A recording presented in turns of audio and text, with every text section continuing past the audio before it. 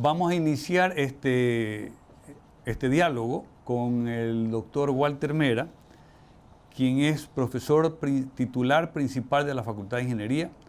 Actualmente es rector de la universidad. Fue vicerrector de investigación y posgrado en la Universidad Católica de Santiago de Guayaquil durante el periodo 2014-2021.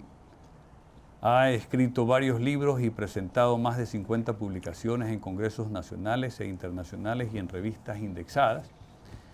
Es ingeniero civil graduado en la Universidad Católica de Santiago de Guayaquil en el 78, Master of Science en Ingeniería Estructural Sismo Resistente en la Universidad Illinois en Urbana, Estados Unidos, en 1982.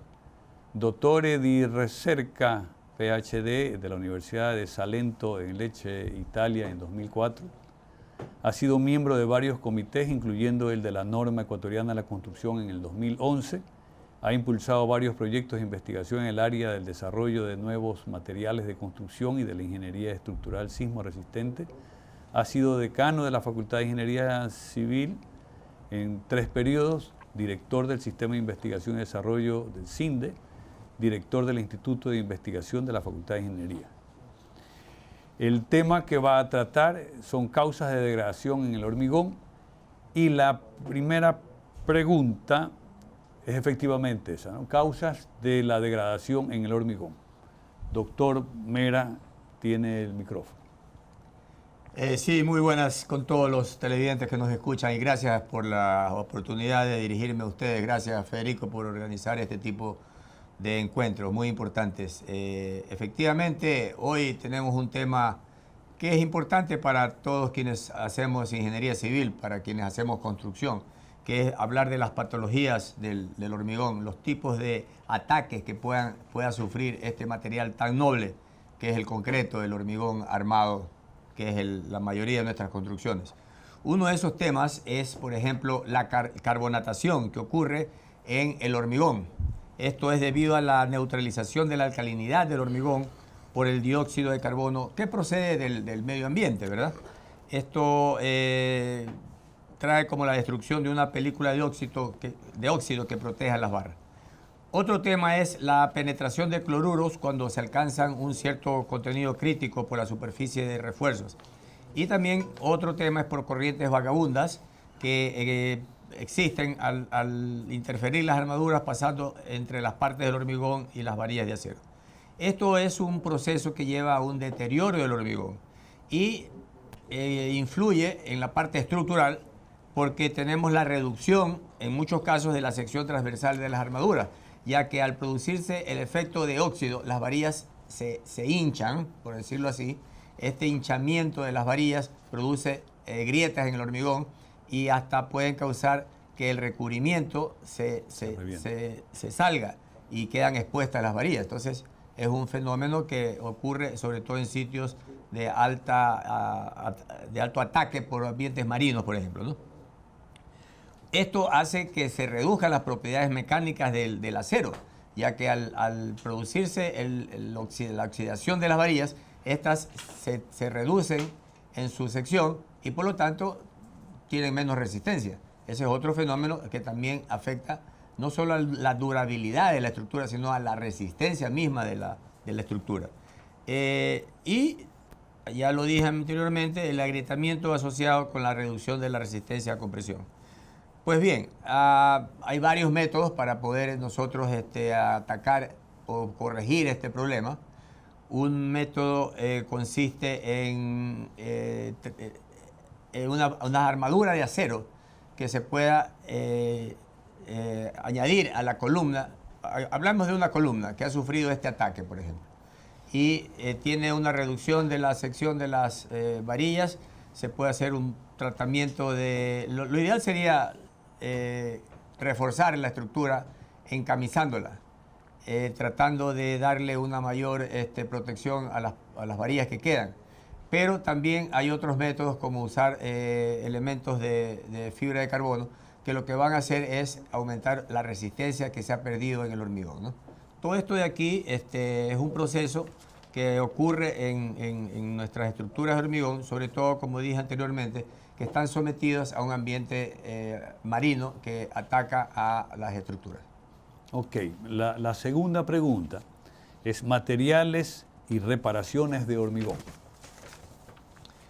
Sí, tenemos aquí un amplio tema de discutir y de comentar, porque las estructuras también pueden ser sometidas a varios procesos de deterioro, y no solamente deterioro, en este caso podría ser una estructura que durante su vida útil ha sido sometida a sobrecargas. Fue diseñada para una carga y de repente se les ocurrió hacer a una parte de la estructura bodega, entonces se le aplicó una carga adicional para la cual no estaba la estructura diseñada, y se producen aumentos de esfuerzos en los elementos principales, vigas, columnas. Se pueden notar las vigas que se deforman, por ejemplo, debido a esta carga excesiva. Entonces, ahí hay que hacer una intervención en la estructura para poderle dar la resistencia para la cual no fue diseñada. Entonces, ahí sí, ahora actualmente tenemos nosotros muchísimas opciones al utilizar materiales compuestos. ¿Qué son los materiales compuestos? Los materiales compuestos son unos materiales de alta tecnología, como por ejemplo las fibras de carbono, fibras de vidrio, fibra aramídica, que mediante procesos de intervención a la estructura se le puede aplicar, son bandas, se le puede aplicar a la estructura con un epóxico adecuado para que adquiera mayor resistencia. Eso no solamente es para el caso de la acción de flexión, sino también para la acción de cortante, que son esfuerzos que se producen en los elementos estructurales. Entonces, esa es una forma de mejorar la resistencia de las armaduras. Pero también existen otras, asimismo utilizando una tecnología avanzada, que son estas mismas fibras de hormigón, pero en forma de varillas. También se puede hacer no solamente en bandas, sino también en varillas. Y esas varillas también se las puede añadir a la estructura mediante un procedimiento que está ya conocido, que es hacer unas ranuras en la parte inferior de la viga, colocar la varilla de material compuesto y luego hacer un recubrimiento. En todo caso, existen metodologías que puedan aportar a la recuperación de la resistencia de los elementos estructurales. También podríamos pensar en el caso de reforzamiento de la estructura con métodos tradicionales, como son encamisar la estructura, añadirle una armadura adicional. Pero esto muchas veces conlleva un trabajo que es engorroso, y también conlleva un aumento de sección del elemento afectado. En cambio, con el uso de la tecnología que estoy comentando, que son las fibras de carbono, los materiales compuestos, no hay aumento de sección del elemento, ya sea columna, ya sea viga, ya sea losa. Entonces, es lo que podríamos recomendar su uso para el reforzamiento de elementos de hormigón que han sido afectados por causas externas.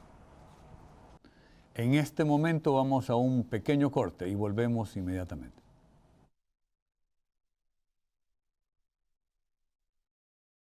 Muy bien, ahora tenemos al profesor Guillermo Dipache, quien es consultor internacional en tecnología del cemento y hormigón, especializado en grandes obras de ingeniería. Es ingeniero civil y doctor en la Universidad de Buenos Aires y especializado en proyectos y construcciones de presas de la Universidad Católica de Córdoba, Argentina. Es ingeniero civil de la ESPOL.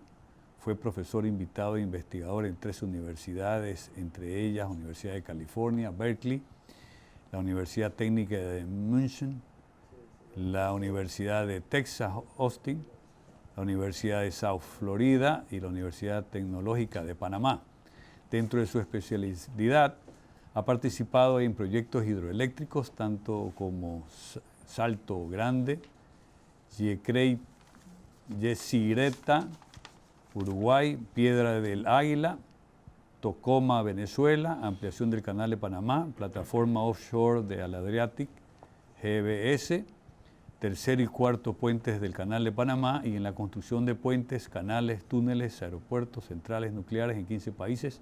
Actualmente asesora el reactor nuclear en Argentina y proyecto hidroeléctrico Brazo Añacuá en Argentina, Paraguay, entre otros. Es profesor honorario de la Espoli de la Católica de Guayaquil, miembro honorario de la Asociación Ecuatoriana de Ingeniería Sísmica y de la Asociación Argentina de Tecnología del Hormigón y miembro de la Academia Nacional de Ingeniería de Argentina. El tema que va a tratar el doctor, es durabilidad del hormigón ante patologías debido a los desafíos de cambio climático. Primera pregunta, ¿cuáles son los nuevos desafíos climáticos? Antes que nada, muchas gracias, señor decano, por la cordial invitación a participar de esta excelente mesa y agradezco la posibilidad de compartir esta mesa con dos destacadísimos profesores de la casa y aparte amigos de tantos años. Todos hemos oído hablar de los problemas del cambio climático. Básicamente el cambio climático es un sostenido aumento de temperatura que se viene registrando desde los albores de la revolución industrial. Este cambio climático, que no tiene vías de parar en los próximos años, como vamos a ver después, origina una serie de inconvenientes. Primero, mayores tormentas, mayor velocidad en los vientos. Todos vemos con horror que cada vez hay más ciclones, cada vez hay más huracanes y la intensidad va subiendo con el tiempo.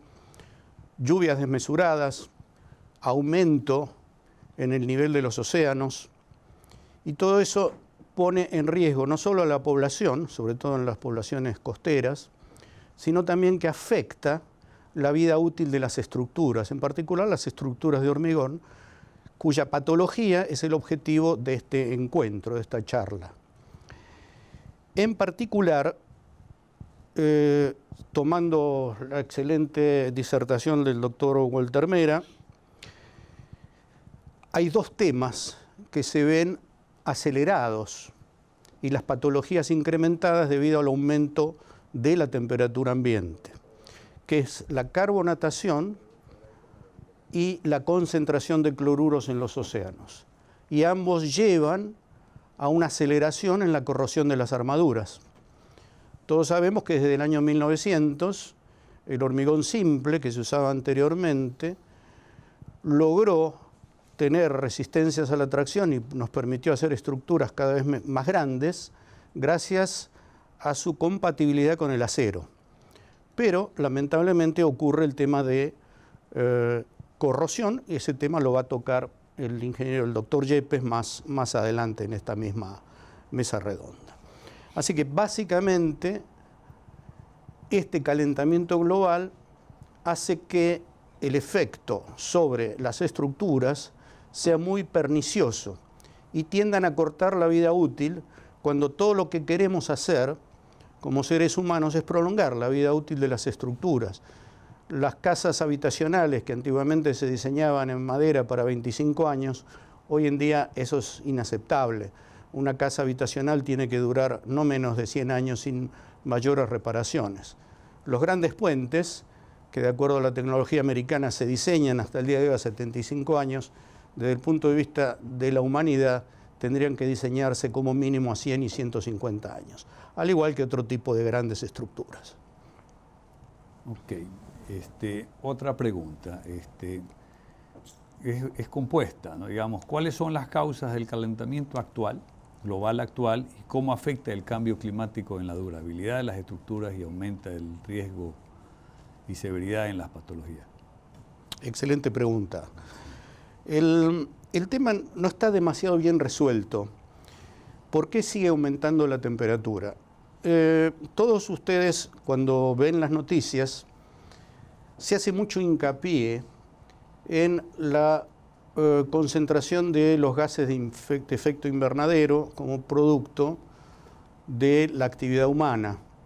cuando en realidad el principal causante, y esa es mi opinión personal, es un tema que sigo desde hace muchos años, el principal causante del aumento de temperatura global registrado en los últimos años es un proceso cíclico. Así como tuvimos glaciaciones, recordarán ustedes que hace 10.000 años hubo una tremenda glaciación que afectó sobre todo la parte del norte, porque el sur prácticamente estaba deshabitado, el hemisferio norte, y a partir de ahí, con el descenso de la temperatura, con el ascenso de la temperatura se fueron derritiendo y estamos en un pleno proceso de calentamiento. Ya el profesor Milankovitch en Europa, allá hace exactamente unos 100 años atrás, allá por 1910, 1920, estableció las leyes que llevan su nombre y que demuestran sin lugar a dudas de que las variaciones de temperatura a lo largo del tiempo se deben a afectaciones en el movimiento de la Tierra. Todos conocemos del colegio o de la universidad los movimientos tradicionales de la Tierra, traslación, rotación sobre su eje, en fin. Pero no se toma en cuenta las modificaciones a la órbita terrestre. Por ejemplo, una de ellas, cuyo ciclo dura 40.000 años aproximadamente, es de que la Tierra pasa de una órbita elíptica, como la que tenemos ahora, a una órbita circular. Y el eje, que se toma comúnmente a 21 grados de inclinación respecto de la órbita, pasa también, después de 16.000, 18.000 años, a un eje de 23 grados respecto del plano. Bueno, la suma de tres de esos movimientos implica una secuencia de calentamiento y enfriamiento que en este momento nos lleva a un calentamiento global. Eso no tenemos ninguna forma de modificarlo. Lamentablemente vamos a seguir en una época de calentamiento. Es muy difícil predecir hasta dónde va a llegar. Algunos optimistas dicen que ya estamos llegando al máximo de temperatura. Yo en eso soy un poco más pesimista. Creo que todavía durante algunos centenares de años vamos a seguir en la fase de calentamiento. A esto sí conlleva, a este calentamiento, la actividad humana. Primero, si bien es un tema muy polémico, la sobrepoblación mundial. Hemos pasado el umbral de 8.000 millones de personas. Yo simplemente les quiero hacer una reflexión nada más, sin tomar partido, de que hace 100 años atrás la población mundial era de 2.000 millones de personas. Y esa población mundial que demanda mejores calidades de vida, mayor consumo de energía, obviamente tiende a un calentamiento global. Y por último, los gases de efecto invernadero. Este tema está bien estudiado y tiene muchísima prensa. Básicamente el CO2, el aumento sostenido del CO2, uno lee las cifras y dice, bueno, no es muy importante. Pasamos en los últimos 100 años del 0,025% al 0,04%. Parece muy poquito. Sin embargo, el resultado final de eso es catastrófico. Ese aumento del CO2, como bien explicó el doctor Mera, lleva a una aceleración de la corrosión de las armaduras. Y ese tema sí que es gravísimo, porque afecta a la patología y sobre todo disminuye la vida útil de las armaduras. Pero lamentablemente el CO2 no es el único, si bien es el enemigo público número 1, no es el único. La producción de metano, que es producto de la vida humana, tema inexorable y que no podemos combatir, y la producción de otros gases de invernadero, tipo óxidos nitrosos, producto de la escala industrial. Estos tres elementos, sobre todo los dos primeros, el CO2 y los óxidos nitrosos, vamos a poder combatirlo y la humanidad es optimista de que en el año 30, 35 se va a poder llegar a neutralizar y eventualmente disminuir. El resto de los temas va a ser muy difícil de modificar. Bueno, ¿y por qué afecta esto la durabilidad de las estructuras? Bueno, dijimos primero el tema del CO2. El tema del CO2 produce una gran concentración y aceleración de todo lo que es la corrosión de las armaduras. El aumento de temperatura, piensen ustedes que en este momento se prevé un mínimo de aumento a fin de este siglo, en los próximos 75 años, 78 años, de un mínimo de 1,5 grados y un máximo de 2 grados centígrados. Esto va a llevar a una concentración de los cloruros en el mar, es la segunda causa más frecuente de la corrosión de las armaduras, y también los procesos químicos que afectan la durabilidad del hormigón. Ataque de sulfatos, ataque de reacción álcali agregado, en fin, un montón de procesos que se los engloba en patología del hormigón que dependen de la temperatura, son procesos químicos, de la química inorgánica. A mayor temperatura la velocidad se incrementa, a veces exponencialmente. Eso pone en riesgo entonces la durabilidad y aumenta el riesgo de patologías de nuestras estructuras. Y como si esto fuera poco, tenemos que tener en cuenta de que el aumento de la temperatura, a través de las consecuencias que ya mencionamos, aumento del nivel de los mares, aumento en la velocidad de los vientos, mayor agresividad de todo tipo de acciones sobre las estructuras, como por ejemplo la lluvia ácida, entonces eso origina la necesidad de estructuras más resistentes. En un caso particular, hace unos 5 o 6 años atrás, cuando fuimos invitados con mi esposa a participar en proyectos de investigación en la Universidad de South Florida, compramos un pequeño departamento en la zona costera, en una ciudad que se llama St. Petersburg, a la altura de Tampa. En aquel momento elegimos una estructura de hormigón que estaba diseñada con los estándares del año 1980, una excelente calidad de construcción. Por ejemplo, las ventanas estaban diseñadas para resistir huracanes de grado 3. Desgraciadamente, con el cambio climático, los huracanes ahora de diseño para esa zona son de grado 4. Por lo tanto, nos vimos en la necesidad de incorporar una serie de mejoras y de protecciones a nuestra unidad y por lo tanto a todos los edificios de ese condominio para lograr una resistencia ante el grado 4. Y todo hace suponer que muy próximamente, en los próximos años, se va a pasar a un huracán de diseño en esa zona de grado 5.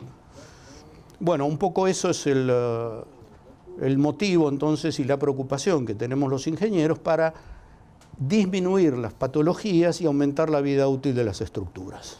¿Y cómo se puede asegurar, esa sería la última pregunta, cómo se puede asegurar una adecuada vida útil de estructuras de hormigón ante el cambio climático? Bueno, la primera es construir, en el caso de estructuras de hormigón, hormigones de mejor desempeño. ¿Qué significa esto? Aumentar la resistencia, por lo tanto aumentar muchas de las propiedades que vienen asociadas a la resistencia. En Ecuador estamos acostumbrados a utilizar hormigones de 25 hasta 35 megapascal de resistencia especificada.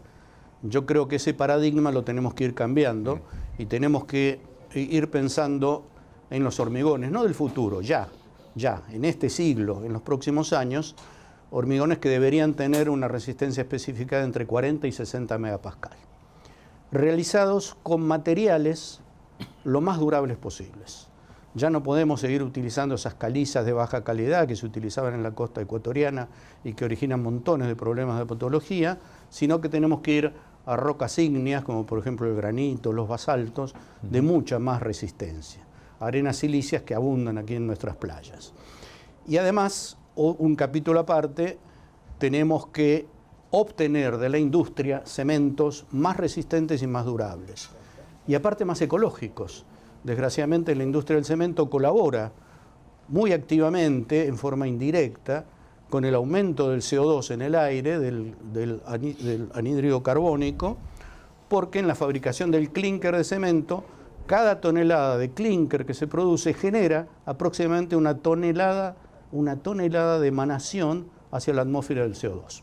Entonces necesitamos reducir eso a través del uso racional de todo tipo de adiciones y aditivos de buena calidad que reduzcan el contenido de clínker y que permitan una mayor resistencia y una mayor vida útil. Esto es un desafío muy grande que tiene la industria del cemento y que nosotros, como usuarios de ese cemento, debemos exigir, porque estamos en nuestro derecho de exigir.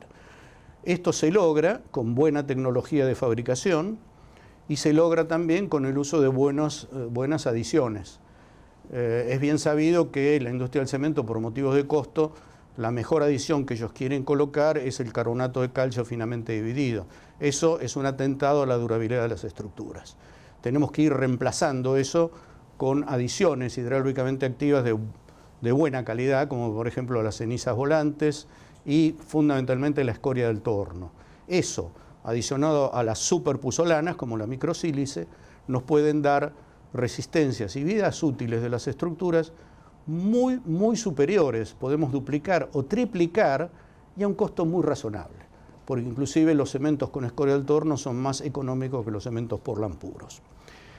Además tenemos que hacer hormigones de mayor impermeabilidad y eso es un desafío de la industria de la construcción. Todos los ataques, todas las patologías vienen por la infiltración de agua y de sus productos contaminantes a través del hormigón, por ejemplo los cloruros. ¿Cómo lo podemos hacer? ¿Cómo podemos evitarlo eso o disminuir esa incidencia? A través de hormigones cada vez más impermeables y tenemos tecnología para hacerlo. También debemos prestar especial atención en la mejora de los códigos de construcción. Nosotros aquí en Ecuador nos hemos basado mucho en el código de construcción del INEN, ya un poco obsoleto, que estaba basado a su vez en las normas ASHT. Las normas ASHTO, como dije, en Estados Unidos prevén la construcción de puentes para una vida útil de 75 años. Tenemos que dar un paso más. Necesitamos códigos mucho más actuales que nos aseguren vida útiles de las grandes estructuras de ingeniería de 100, 150 años y de las viviendas unifamiliares de 100 años. Es un desafío que está en nuestras manos resolver. ¿Cómo podemos tener códigos? Bueno, hemos trabajado muchos, el profesor Latégola, que lo tenemos presente, lamentablemente no se pudo reunir con nosotros por videoconferencia, nos hubiera gustado compartir con él una vez más. El profesor Latégola y muchos de nosotros hemos colaborado en forma extraoficial y oficiosa en el nuevo código europeo, el código CEP-FIB o FIB, código modelo 2020, que está un poquito demorado por motivos que ustedes bien conocen del COVID, pero que creo que va a ver la luz a fines de este año, en el año 23. Yo los invito a que cuando eso esté de dominio público, ahora está en discusión pública, lo vean todos los profesionales de la ingeniería y invito también a que nuestros países, los países latinoamericanos, se basen, aparte de la CI 318, se basen en los conceptos de durabilidad del nuevo código modelo europeo del año 2020. Y por último, ya que estamos en este ambiente tan hermoso que es la Universidad Católica de Santiago de Guayaquil, que la consideramos todos nosotros la consideramos nuestra casa, llamar un poco a la reflexión. Cuando con mi esposa nos invitaron a trabajar un año en investigación y desarrollo en Texas, la preocupación de los investigadores, de los profesores de la universidad, era de que tan solo el 10% de las investigaciones de esa universidad se convertían en algo útil para la sociedad, en proyectos, en construcciones, en códigos de edificación.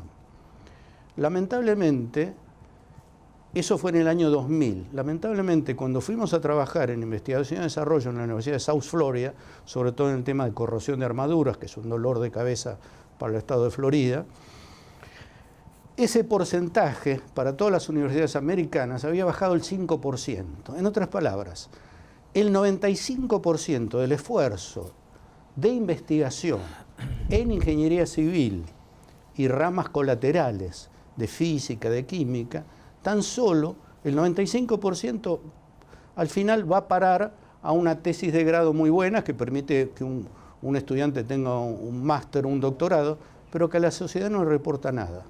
Apenas el 5% se transforman en cosas útiles. Yo llamo un poco a la reflexión, sobre todo mis colegas que se mantienen en el tema de investigación y desarrollo, yo estoy un poco alejado últimamente de ese tema, en las universidades, de que tengan un esfuerzo hacia cosas concretas, que por ahí no tienen tanto vuelo académico, pero que nos van a permitir tener herramientas de diseño y de control para que nuestras estructuras sean cada vez más durables y tengan menos patologías. En este momento vamos a un pequeño corte y volvemos inmediatamente.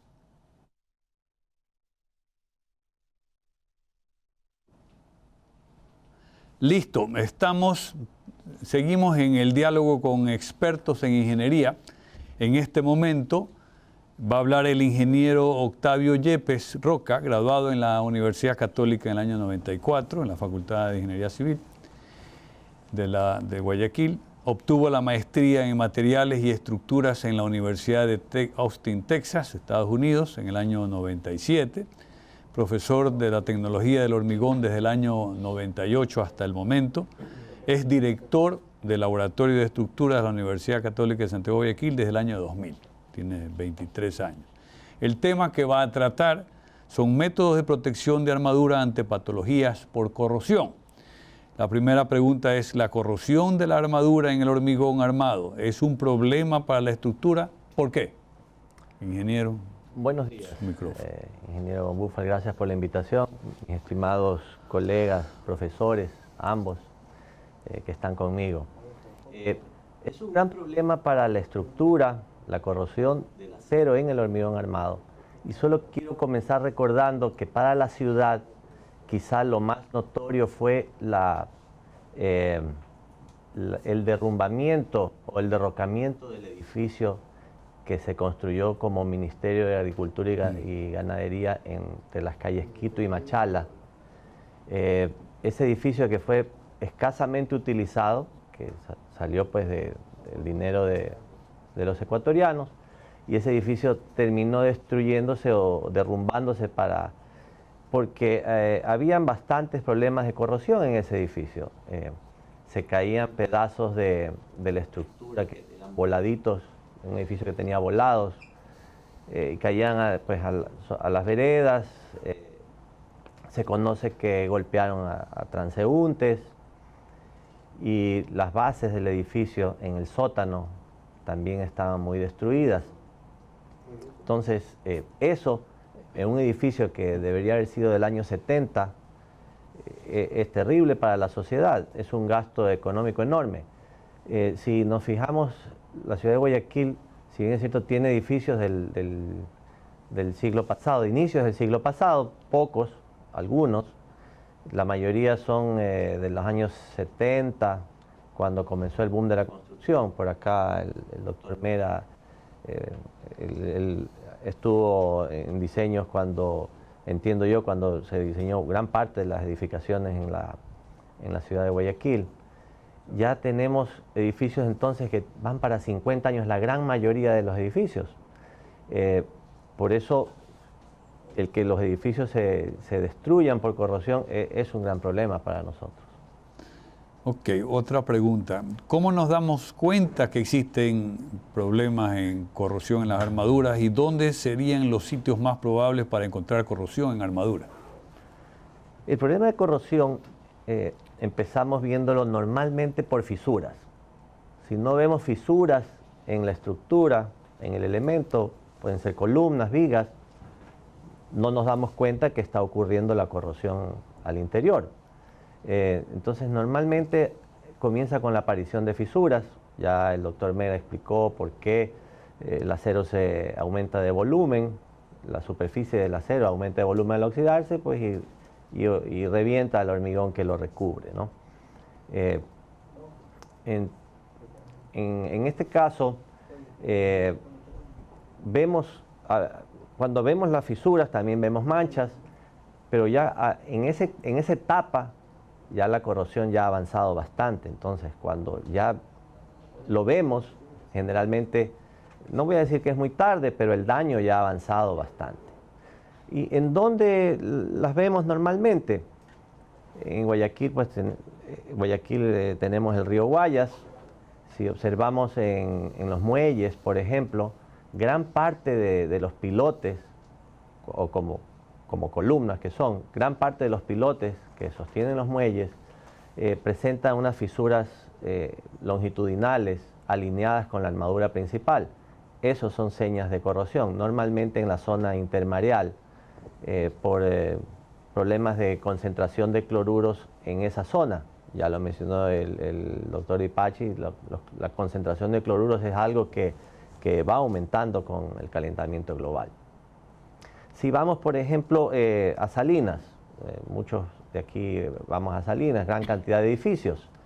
En la planta baja podemos ver gran problema de corrosión, generalmente por el contacto con el suelo. La humedad que está en el suelo asciende por capilaridad en las estructuras y se evapora en los sótanos. Esta humedad que viene del suelo se evapora en los sótanos y concentra los cloruros por evaporación justo ahí en la zona de recubrimiento, pues, y la armadura ahí se queda vulnerable porque tiene más cloruros para facilitar el proceso corrosivo.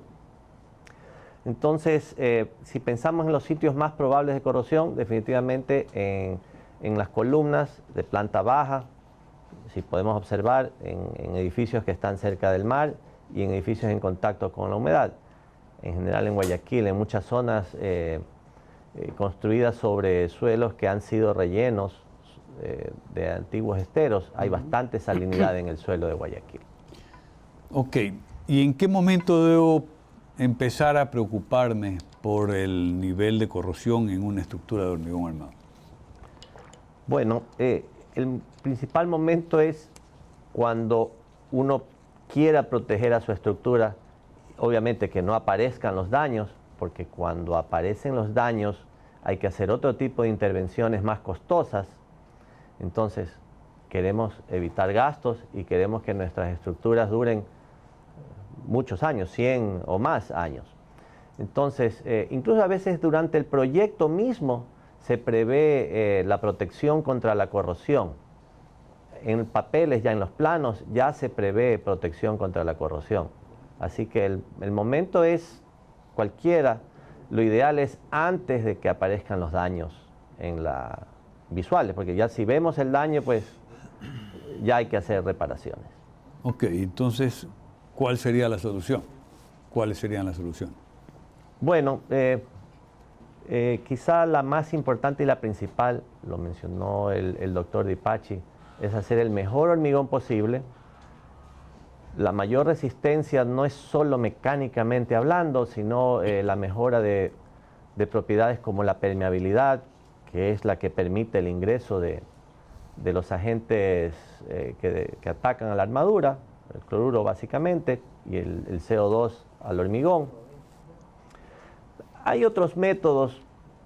Si hablamos de reparación, el doctor Mera habló sobre el encamisamiento de pilotes. Ese es un método que se utiliza con bastante frecuencia en los muelles en esta ciudad. Si usted visita un muelle y observa por debajo, va a ver que muchos de los pilotes tienen este engrosamiento, este aumento de su sección transversal.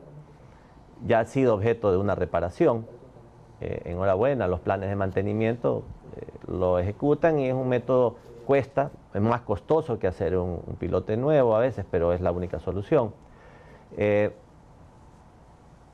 Como proyecto, existe hoy en día un método muy interesante, no es tan nuevo, pero hablemos de protección catódica, que si bien la usamos o pensamos más para estructuras metálicas, pero hay una empresa en Canadá que está diseñando ánodos de sacrificio para incorporar a la estructura, ya sea antes en el proyecto, en el plano ya incorporarlos, o incorporarlos pues ya cuando la estructura ha sido construida. Va a ser más costoso porque va a haber que hacer perforaciones, va a haber que insertar estos ánodos que tienen forma de unas cápsulas y habrá que conectarlas eléctricamente a las estructuras porque la corrosión es un problema eléctrico y la protección contra la corrosión con estos métodos pues también es un tema eléctrico de conectividad entre el ánodo y el cátodo que viene a ser la armadura que queremos proteger. Existen también los inhibidores de corrosión. Pienso que es una palabra muy romántica porque es algo que se aplica, podemos pensar que muy simplemente, como una pintura.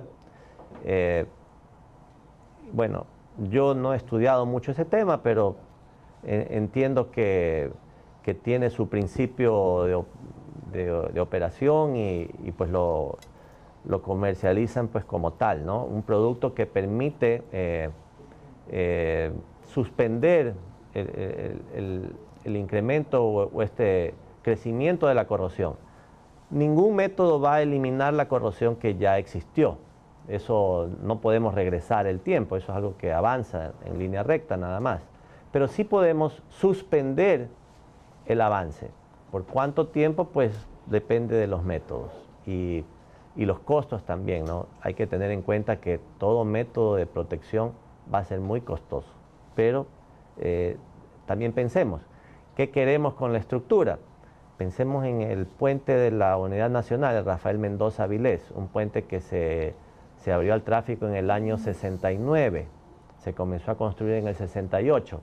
Solo imaginémonos si de repente ese puente tiene que suspender su tráfico, el caos que sería para nuestra ciudad, nuestra región. Ese puente ya sufrió intervenciones grandes contra la corrosión que empezó a aparecer en la armadura,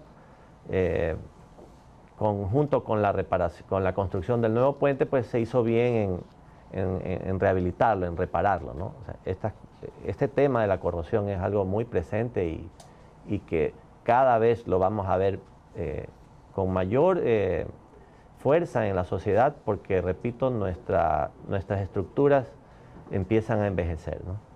Muy bien, muchas gracias. Que ¿alguien quiere hacer algún comentario adicional final? Sí, doctor Mera. Gracias, Federico. Gracias, Guillermo. Gracias, Luis Octavio. En realidad, quiero felicitar a la Facultad de Ingeniería de la Universidad Católica de Santiago de Guayaquil por establecer este tipo de espacios en donde los expertos, en este caso expertos en ingeniería, podemos comentar sobre temas que son importantes para quienes hacemos ingeniería, pero también son importantes para la ciudadanía en general, para que la ciudadanía en general se pueda enterar de los problemas o de las soluciones a problemas que existen en lo que es la ingeniería, en este caso en la construcción de edificios, a través de ver lo que hemos visto hoy de la patología en un material que es el hormigón, que es con el cual se hacen la mayoría de las construcciones en la ciudad y en el país. Vimos el caso de la corrosión, que es el problema que más hemos identificado como ataque al material en sí, ¿verdad? Y también se han propuesto varios tipos de soluciones. Pero quiero que quede que este es un campo muy amplio, la ingeniería civil. Es una profesión tan noble que abarca muchos temas importantes. Por ejemplo, en la ciudad de Guayaquil y en el país, en el Ecuador, tenemos el caso de los terremotos, los sismos. Vivimos constantemente con la amenaza, con el peligro de que ocurra un terremoto, como ocurrió en el año 2016, y como históricamente han ocurrido aquí en la ciudad de Guayaquil en el año 43. En el país tenemos los casos del sismo de Ambato, el sismo de Riobamba, etc. Ecuador pues está en una zona sísmica muy activa. Eso seguirá en el Ecuador. Hay y habrán siempre sismos. Así es como yo le digo a mis alumnos. Así que es un problema que tenemos que identificar, tenemos que ver cómo prevenir para que no ocurran los desastres que han ocurrido. Recientemente tenemos en Turquía, por ejemplo, que ha ocurrido una tragedia en cuanto al número de edificios que han colapsado y el número de miles de vidas que se han perdido. Son eventos que se pudieron haber evitado con la aplicación de una buena ingeniería. Ese es un tema muy importante que me permito sugerir para una futura mesa, ¿verdad? También tenemos otro caso, que los suelos de Guayaquil. Los suelos de Guayaquil son tan heterogéneos, tienen tanta diferencia de calidades, de comportamiento, que es un tema importante para una futura mesa. Entonces, repito, me congratulo en este tipo de programa, Federico, y que sigamos adelante con los mismos. Ok. Sí, efectivamente, muchas gracias, doctor Mera. Esos temas también tenemos previstos, temas de sísmicos, temas de suelos, temas de hidráulicos, temas de tráfico, de transporte público. Hay temas también de computación. Efectivamente, esos son temas que vamos a presentarlos oportunamente cada caso.